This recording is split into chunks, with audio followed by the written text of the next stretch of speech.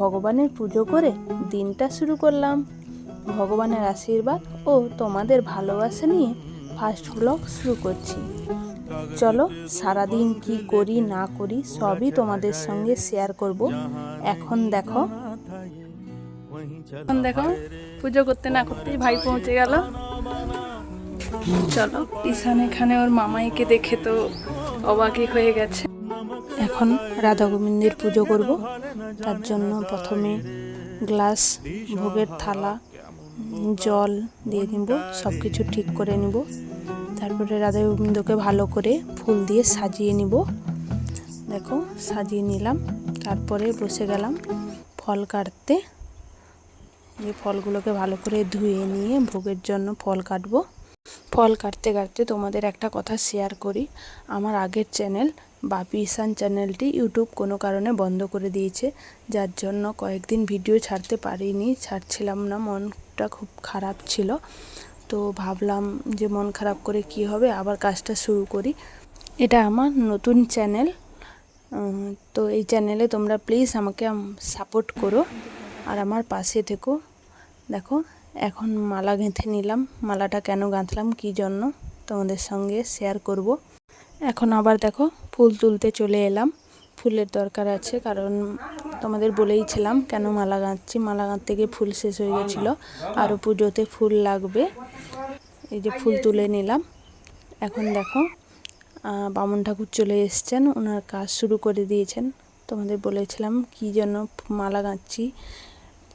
আজকে আমার দাদুর শ্রাদ্ধ, তো বামুন ঠাকুর এসেই বামুন ঠাকুরের কাজ শুরু করে দিয়েছেন। আর ঈশানকে দেখো, ঈশান তো বসে গেছে, ভেবেছে পুজো হবে এই ভেবে। হ্যাঁ পুজোই হবে, তবে এটা পুজো নয়, শ্রাদ্ধ দেওয়া হবে আমার দাদুর।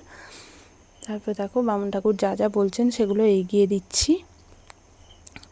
এই যে দেখো চাল, আলু, সবজি, ডাল, লবণ, আরও অনেক কিছু ছিল, যা যা চাইছেন যেগুলো লাগবে শ্রাদ্ধতে, তো সেগুলো একটু এগিয়ে দিচ্ছি।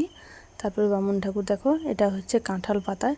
কাঁঠাল পাতায় কি সুন্দর নৌকো বানিয়েছে না, দারুণ লাগছিল। আরও অনেক কিছু নৌকো, আরও অনেক কি কি বানাচ্ছিলেন, সব ভালো লাগছিল দেখতে। দেখো এখন বাবা চলে এলেন, বাবা শ্রাদ্ধতে বসবেন, তার জন্য বসে পড়লেন। আর এই যে সাইডে দেখছো বস্তা, সব এগুলো সব ধানের বস্তা। ওই বাবাদের মাঠে চাষ হয়েছিল, তো আমার বাবা চাষবাস করেন, তো ধান দেখতে পাচ্ছ বস্তা অনেক ঘরে। আর এখানে দেখো আমি ফল কাটছি, আর ঈশান আমার সঙ্গে কি করছে, জল নিয়ে ও তো ঘাঁটাঘাঁটি করছে। এখন তো খুব গরম, তার জন্য বাচ্চাদের না জল ঘাঁটতে খুব ভালো লাগে। তারপরে দেখো ফলগুলো কেটে নিয়েছি। আর ফল কাটতে কাটতে ঈশান কেমন, দেখো ঈশান তরমুজ খেতে ভালোবাসে, কিন্তু ওই যে ছোট বাচ্চা তো, ভালোবাসলে কি হলো, বড় একটা নিয়ে নিয়েছে, দিয়ে নষ্ট করছে শুধু। এই যে দেখো এখন শ্রাদ্ধ শুরু হয়ে গেছে। আমার বাবার খুব জ্বর, শরীরটা খুবই খারাপ, তাও কী করবে বলো, বাবা তো শ্রাদ্ধ তো দিতেই হবে, তো তার জন্য বসে গেছেন। এই যে দেখো বামুন ঠাকুর কাজও শুরু করে দিয়েছেন।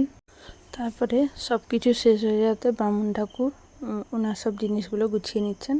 এখন দেখো বাবা শ্রাদ্ধ দিয়ে, আমাদের এখানে নিয়ম আছে পুকুরে শ্রাদ্ধর শেষে যা খাওয়ার বাবা খাবেন তার আগে দাদুকে ওই খাবারটা দিতে হবে।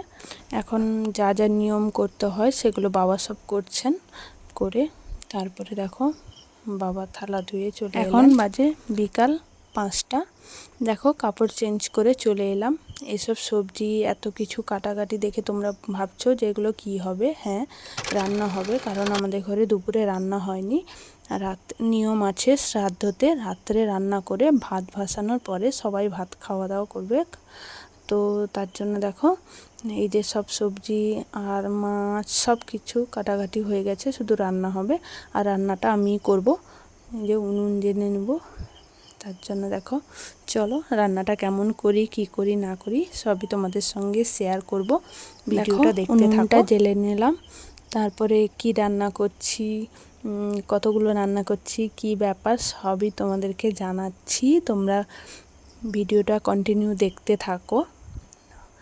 এই যে দেখো দুটো কড়াই প্রথমে বসিয়ে দিয়েছি, আগে তরকারিগুলো রান্না করে নিব, কারণ এখানে তো খুবই গরম পড়েছে, অনেকটা টাইম উনুনের পাশে বসাটা খুবই মুশকিলকর ব্যাপার, যার জন্য প্রথমে এই যে তরকারিগুলো রান্না করে নেব, তারপরে পরে ভাতটা বসিয়ে দিয়ে একটুখানি উঠে যাব। তোমাদের একটা কথা বলি, আমার বাবাদের ঘরে গরিব ঘরে, তার জন্য রান্নাঘর এত হাইফাই নয়। তোমরা হয়তো মনে করবে জ্বালানি এটা সেটা, কিছু মনে করো না, যেটাতে হয় সেটাতেই তোমাদের সঙ্গে শেয়ার করলাম সেখানেই। আর দেখো তোমাদের রান্না করলাম এখন এটা আমার দাদুর জন্য প্রথমে বাড়া হয়ে যাচ্ছে, কারণ আমি তোমাদের বলেছিলাম যে আজকের দিনে যা খাওয়া হবে সেটাই আগে প্রথমে দাদুকে দেওয়া হবে, তারপরে বাড়ির সবাই খাওয়া দাওয়া করবে। তো দেখো এখানে বেড়ে নিলাম, দেখতে পাচ্ছ মাছ ভাজা, বীজ ভাজা, শাকের ভাজা, শাকের তরকারি, আর কুমড়া ঘন্ট, মাছের টক, আর একটা বলতে ভুলে গেলাম সেটা হচ্ছে পটল আলুর তরকারি, আর পান, লবণ, লঙ্কা, এগুলো তো দেওয়াই হয় জানো। তারপরে দেখো বাবা নিয়ে চলে এলেন সেম জায়গায়, জানো বাবা তখনও পুকুরে দিয়েছিলেন।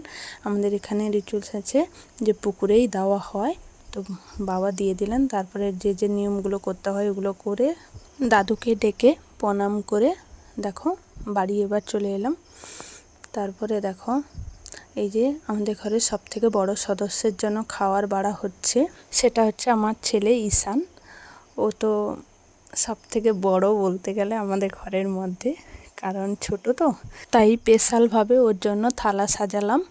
দেখো কি কি করেছি রান্না, এটাতে ভালোভাবে বুঝতে পারবে তোমরা। এই যে দেখো সব কিছু দিয়ে সাজিয়ে নেব। আগে বড়দের জন্য খাওয়ার বাড়া হয়ে গেছে, ওনারা বসে গেছেন, এখন ঈশানের থালাটা সাজাচ্ছি। এবার ভালোভাবে দেখে নাও যে কি কি রান্না করলাম না করলাম সবই তোমাদেরকে দেখালাম। আর আমার এটা নতুন চ্যানেল, তো প্লিজ আমাকে সাবস্ক্রাইব করো, আমাকে সাপোর্ট করো, আমাকে হেল্প করো, আমার পাশে থেকো, আর আমার সঙ্গে থেকো তোমরা সবাই, তোমাদের বন্ধু হওয়ার আমাকে সুযোগ করে দিও। Please help me and subscribe my channel. Thank you for watching. ভিডিওটা এই পর্যন্তই, দেখা হচ্ছে পরের ব্লগে।